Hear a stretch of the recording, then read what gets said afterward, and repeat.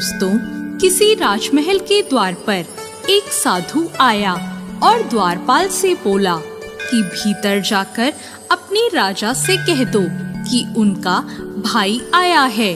द्वारपाल ने सोचा शायद कोई दूर के रिश्ते में राजा का भाई होगा जो कि संन्यास लेकर साधुओं की तरह रह रहा हो। उसने अंदर जाकर राजा को सूचना दी।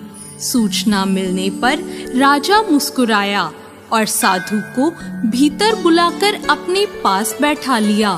साधु ने पूछा, कहो अनुज, क्या हाल चाल है तुम्हारे?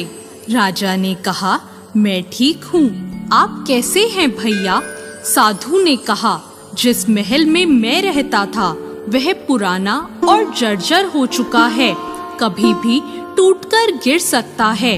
मेरे 32 नौकर थे, एक एक करके वो भी चले गए। 5 रानियां भी वृद्ध हो गई हैं और अब उनसे कोई काम नहीं होता। यह सुनकर राजा ने साधु को 10 सोने के सिक्के देने का आदेश दिया। साधु ने कहा, ये 10 सोने के सिक्के तो बहुत कम है। तब राजा ने कहा, इस बार राज्य में सूखा पड़ा है, अब इतने में ही संतोष कर लें। साधु बोला, तुम मेरे साथ 7 समुंदर पार चलो, वहाँ सोने की खदानें हैं। मेरे पैर पड़ते ही समुद्र सूख जाएगा।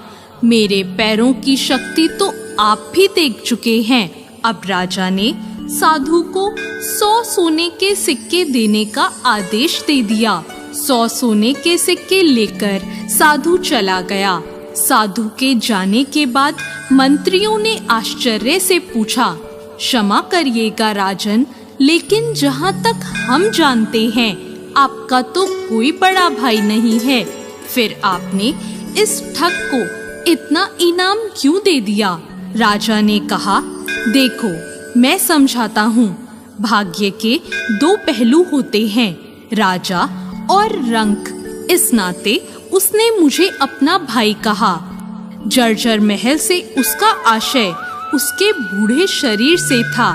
32 नौकर उसके दांत थे और 5 वृद्ध रानियां उसकी 5 इंद्रियां हैं। समुद्र के बहाने उसने मुझे उल्हाना दिया कि राजमहल में उसके पैर रखते ही मेरा राजकोष सूख गया, क्योंकि मैं उसे मात्र 10 सिक्के ही दे रहा था, जबकि मेरी हैसियत तो इतनी है कि मैं उसे सोने से तोल सकता था।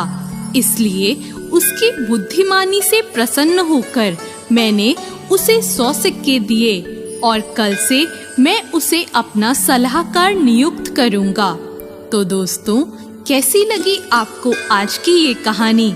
ऐसी और नई कहानियों के लिए हमारे चैनल भक्ति ज्ञान को सब्सक्राइब करें। धन्यवाद।